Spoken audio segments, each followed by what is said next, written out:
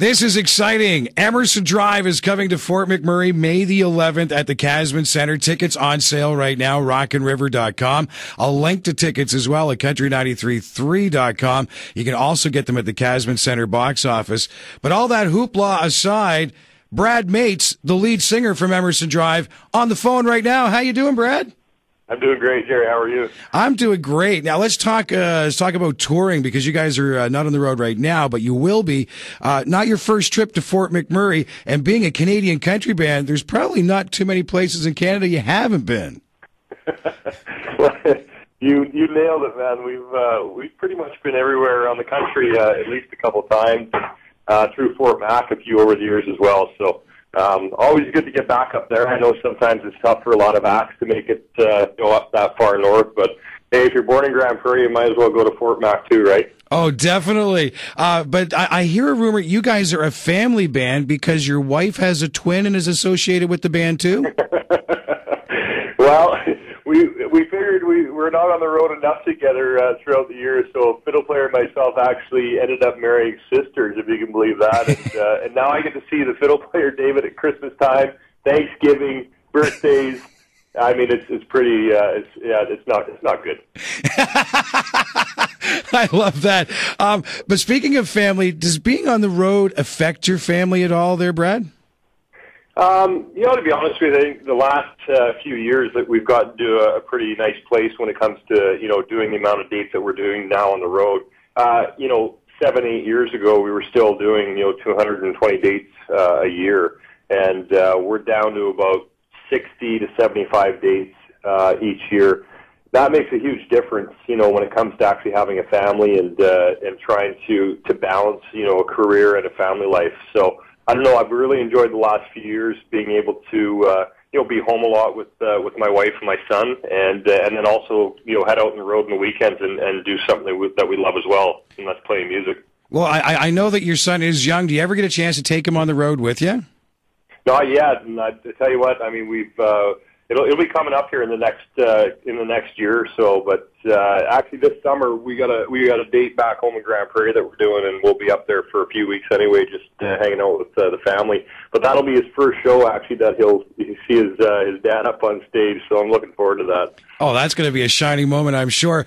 New CD in the works, brother. What's going on with that? Any surprises planned for us? Well, I mean, this is kind of, we all feel it's a pretty important album for us, and I know that, I guess if you look back on different artists' careers, they always say your first or second is the most important, but I think over the years when you're able to, get back in the studio and you have some success on radio, I really believe that being able to evolve on each album and refresh yourself and give people a chance to hear something a little bit different from, their favorite artist or group. That's kind of where we're at. So it's been nice this past year. We've been off the road quite a bit and just really concentrating on the writing side of things. And I think going into the studio in June, we're going to just, kind of tweak the sound a bit. And when people hear it, hopefully it'll turn heads a bit. It's not something that we're worried about by any means, but it's something that we really want to concentrate on and make sure that it's the best possible thing that we can come out with. Okay, now let's talk about something that you and I are both very passionate about. I've done it with Gord Bamford. You're going to be here on May the 11th. Maybe you and I can do it. Let's talk about golf, Brad.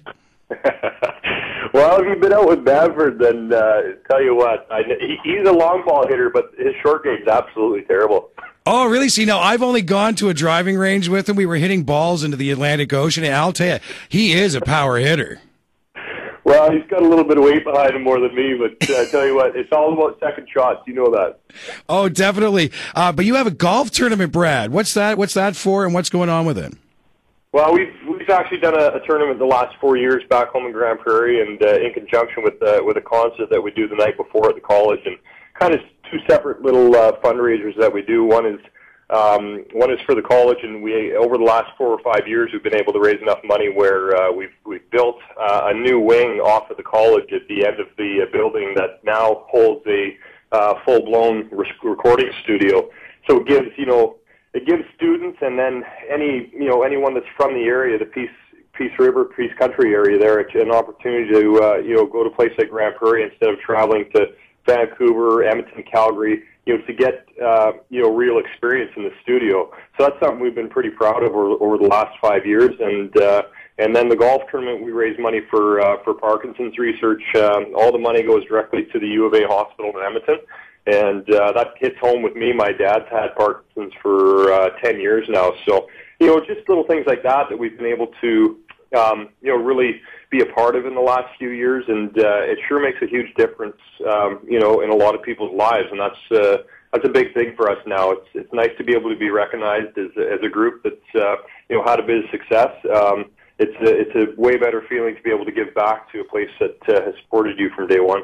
Oh, definitely. What can I expect to see from you guys when Emerson Drive takes the stage May 11th at the Casman Center for the Icebreaker Cabaret? Yeah, lots of Christmas music in May. So we didn't do a Christmas tour at all this year, so we figured we're going to put in a few Christmas songs and see how it goes over. Like a lead balloon, I'm thinking, Brad. Well, if we see him leave, maybe we'll switch over to some new stuff. Are you ready to play the fest?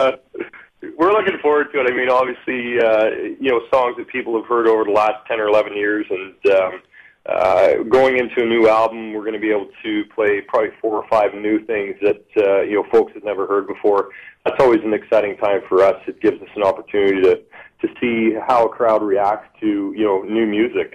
And, I don't know, it's always been a good indicator for us over the years to pick songs that actually, make it onto an album or not. So, and outside of that, I mean, just, we love having a great time on stage. We've been a road band for 17 years now, and, making people have a great time at shows is what we do best. So we're looking forward to getting back up there again. Okay, I got the Fast and Furious 5 here for you, Brad. 5 fast questions, 5 fast answers from you. Are you ready? Let's do it. Your favorite NHL hockey team? Oilers. What do you order most when you go to a restaurant? Oh, I'd have to say baked tortellini.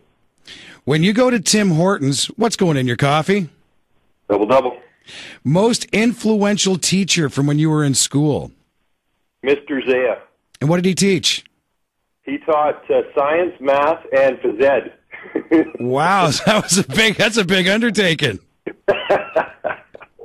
And when you were growing up, when you decided what you wanted to be when you got older, what did you want to be when you were young?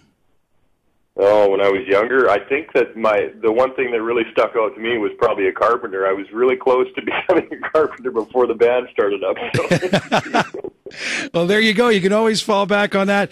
May the 11th, the Icebreaker Cabaret. It's happening at the Casman Center. Tickets are on sale right now. Thank you, Brad Mates. Appreciate your time today. Yeah. Thanks for having me on.